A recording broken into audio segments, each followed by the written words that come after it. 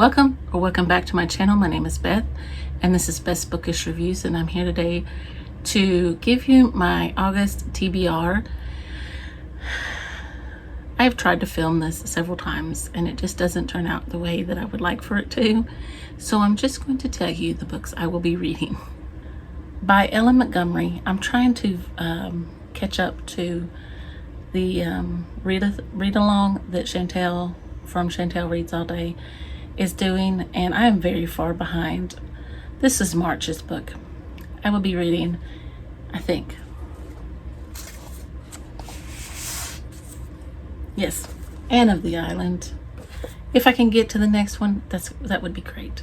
It would be nice to get to April. So I will be reading Anne of the Island. Anne will be traveling to Redmond College. Okay. I will also be participating in Jenna from Books Love Jenna's book club again, as I will the rest of the year. And we are reading Dorothy Wordsworth's The Grassmere and Alfoxden Journals and the Ballad of Dorothy Wordsworth, A Life by Frances Wilson. And this is a nonfiction, and this is actually nonfiction too. These are her journals, so 2 nonfictions. I will also be participating in Anne from In Search of Wonders readathon, The Pioneer Trail, and one of the books I will be reading is a nonfiction about westward expansion, and it's David McCullough's The Pioneers. And it says, as part of the Treaty of Paris, in which Great Britain recognized the new United States of America, Britain ceded the land that comprised the immense Northwest Territory. A Massachusetts minister named Manasseh Cutler was instrumental in opening this vast territory to veterans of the Revolutionary War and their families for settlement.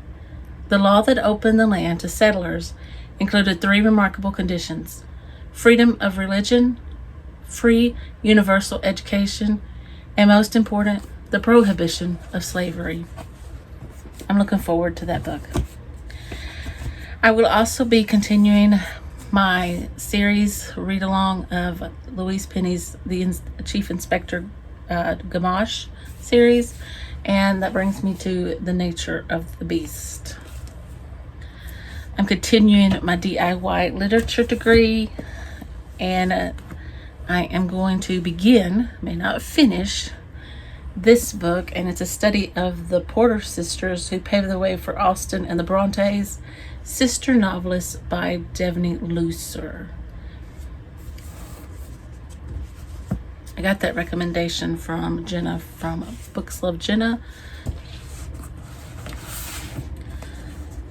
Also, I will still be participating in the 250th birthday celebration read along for Jane Austen that Anne from In Search of Wonder and Charlene from Coffee and a Book is hosting, and they have given us 3 options this time. You can read, I'm sure, any of them, all of them, or one of them, and you can choose to read the prayers of Jane Austen, the poems of Jane Austen, or the letters of Jane Austen. I'm not sure which one I will read, but I have all 3 of them, and I'll choose closer to time.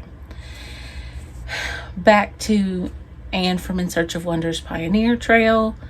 You also have to read a historical fiction about westward expansion, and I will be reading either Little House on the Prairie by Laura Ingalls Wilder. I'm pretty sure that's the one I'm going to read. But I also have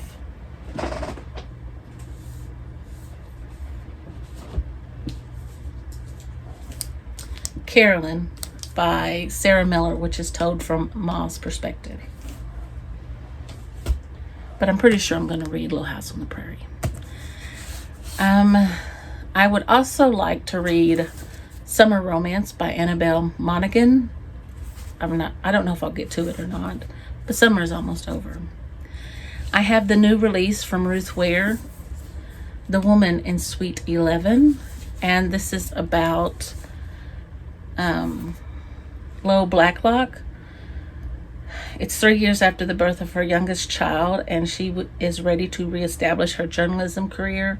She's been invited to attend the press opening of a luxury Swiss hotel owned by a reclusive billionaire, Marcus Leidman. But she's a little apprehensive. I'm also reading with my friend Chris, Pat Conroy's Beach Music. I have only started it. I'm still in the introduction. It's a pretty lengthy introduction or prologue. It says, the story of Jack McCall, an American expatriate in Rome, scarred by tragedy and betrayal. His desperate desire to find peace after his wife's suicide draws him into a painful, intimate search for the one haunting secret in his family's past that can heal his anguished heart. And continuing with my DIY literature degree, I would also like to read Antonia Fraser's The Case of the Married Woman. And it says, Carolyn Norton dazzled 19th century society with her vivacity, her intelligence, her poetry, and in her role as an artist muse. After her marriage in 1827 to MP George Norton, she continued to attract friends and admirers to her salon in Westminster, which included the young Benjamin Disraeli. Most prominent among her admirers was the widowed Prime Minister Lord Melbourne. Racked with jealousy, George Norton took the Prime Minister to court, suing him for damages on account of his criminal conversation with Carolyn. A dramatic trial followed.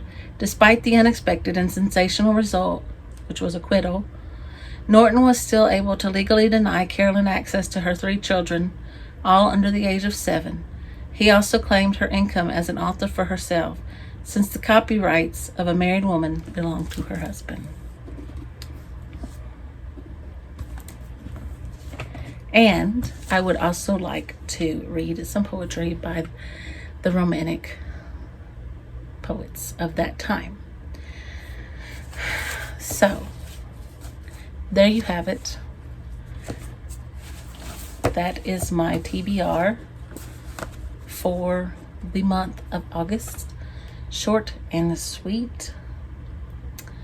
And I also go back to work on August the 4th.